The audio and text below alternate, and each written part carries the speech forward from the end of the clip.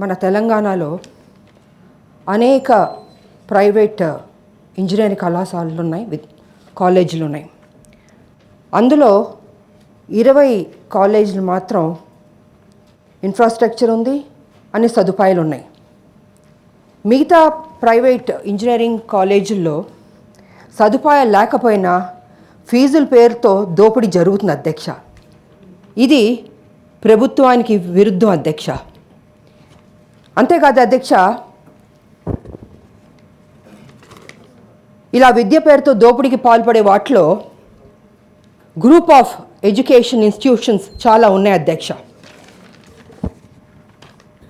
ఇలా కాలేజీల్లో ఇన్ఫ్రాస్ట్రక్చర్ లేని కాలేజీలు కావచ్చు, సదుపాయాలు లేని కాలేజీల మీద ప్రభుత్వం సరైన సమగ్రన విచారణ జరిపించి కఠిన నిర్ణయాలు తీసుకోవాల్సిందిగా మీ ద్వారా నేను ప్రభుత్వాన్ని కోరుతున్నాను అధ్యక్ష. అంతేకాదు అధ్యక్ష, ఈ సదుపాయాలు లేని కాలేజీలు వాటి పేర్లు కూడా బయట పెట్టాలి అధ్యక్ష.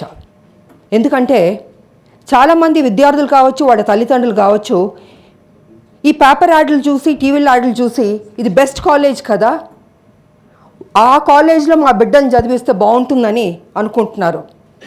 కానీ ఫీజులు ఎక్కువైనా తల్లిదండ్రులు ఏం చేస్తున్నారంటే, సరే నా బిడ్డ ఆ కాలేజీలో చదవని బాగుంటుందని అనుకుంటున్నారు.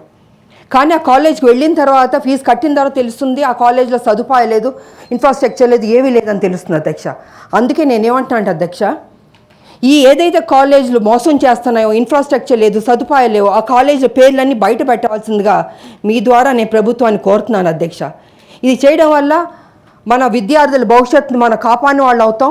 అది ప్రభుత్వమే కాదు అధ్యక్ష, మనం కూడా జాగ్రత్తలు తీసుకోవాలని కూడా ఈ సందర్భంగా తెలియజేసుకుంటూ సెలవు తీసుకుంటాం. థ్యాంక్ యూ అధ్యక్ష.